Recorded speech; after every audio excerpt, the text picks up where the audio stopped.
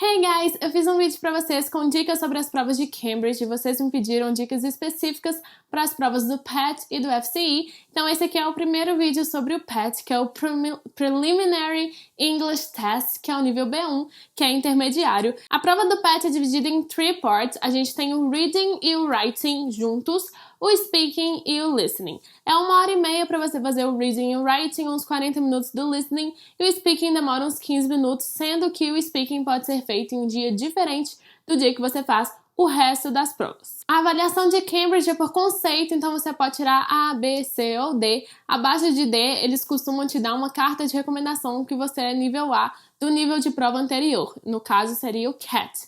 Lembrando que o spelling é muito importante para Cambridge. Se você escreve a palavra com uma letra errada, eles vão te cortar a questão inteira, né? Esse tópico inteiro da questão vai pro lixo. Então, eles são bem strict, eles são muito certinhos, assim, com o modo de correção e como eles cobram as coisas nas provas. Hoje a gente vai conversar sobre a parte do Reading e do Writing. O Reading e o Writing é dividido em 8 parts. A gente tem 8 partes, sendo que 5 são mais Reading e as outras 3 são Use of English, com mais Vocabulary, e a parte do Writing em si, né, as redações em si. E você tem 1h30 para fazer isso tudo e passar para a folha de gabarito. E muito cuidado na hora de passar o gabarito. Como às vezes tem muito texto na parte do Reading, eu gosto de misturar com a parte do Use of English. Então, faz uns 3 partes de Reading, na hora que o cérebro já tá cansando de ler, vai pro Use of English, que é mais rapidinho as questões, depois volta pro Reading. Costuma dar uma quebrada, assim, no cansaço e às vezes você dá uma acordada melhor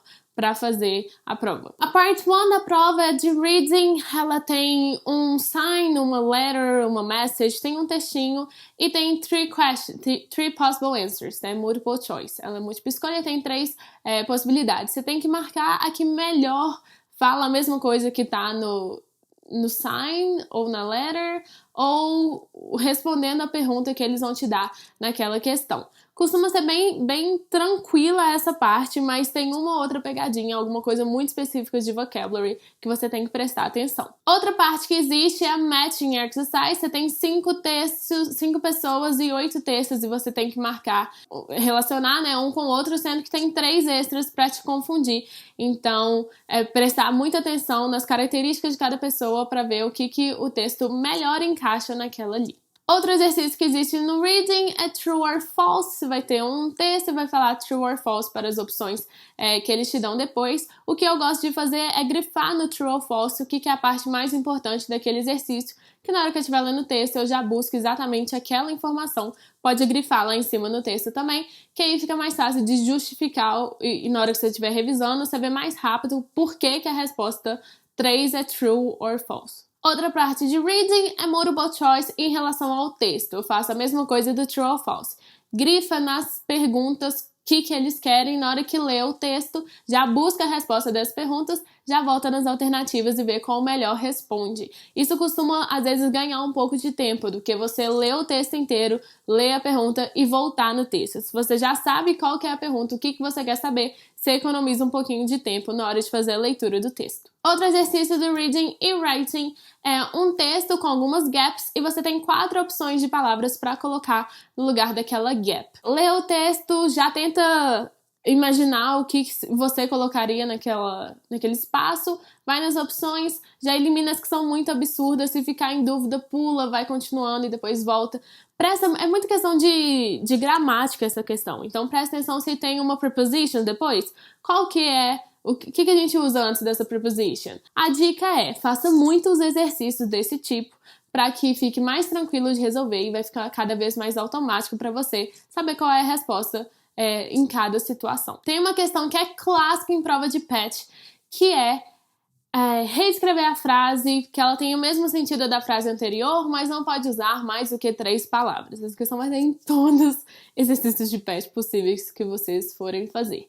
A dica com essa questão é, normalmente eles quando você vai reescrever a frase, normalmente é com algum phrasal verb ou é com algum reported speech ou passive voice. Então, normalmente você vai mudar o tempo verbal da frase para encaixar e fazer o mesmo sentido. Se tiver muito difícil, pula, tenta as outras, depois você volta. Não gasta muito tempo agarrado na mesma questão. porque a prova também é questão de lutar contra o tempo, já que você ainda tem que fazer uma redação depois. Na parte de writing, eles te dão duas tasks. A primeira task é sempre uma opção só e a segunda task tem umas 3 e você escolhe uma. A primeira task costuma ser um e-mail ou uma letter, algo mais tranquilo de desenvolver, mas uma escrita maior. E a segunda pode ser uma message, pode ser um essay, pode ser algo mais complicado, pode ser uma story, e aí você vai escolher qual que você acha mais fácil de fazer. A dica com writing é pensar em quantas palavras você tem que alcançar e qual o nível de formalidade dessa sua escrita. Porque se for uma letter for a friend ou um e-mail for a friend, você pode escrever mais informal, já que é seu amigo. Agora, se é uma letter for the school ou uma letter for a magazine, vai ser extremamente bem mais formal do que seria com algum amigo. Para escrever note, letter e e-mail, tem que lembrar sempre da estrutura desse tipo de redação. Então, você vai ter que ter um comprimento, Dear Sir Smith. Vai ter que ter essa abertura, um porquê que eu estou escrevendo essa carta, um porquê que eu estou escrevendo um e-mail, desenvolver o que é o conteúdo mesmo, né, da sua mensagem, um agradecimento, hope to hear from you soon, talk to you later, e a assinatura. No caso de story, lembra de colocar um título para sua história e para desenvolver melhor essa história com todos os elementos que eles vão te pedir.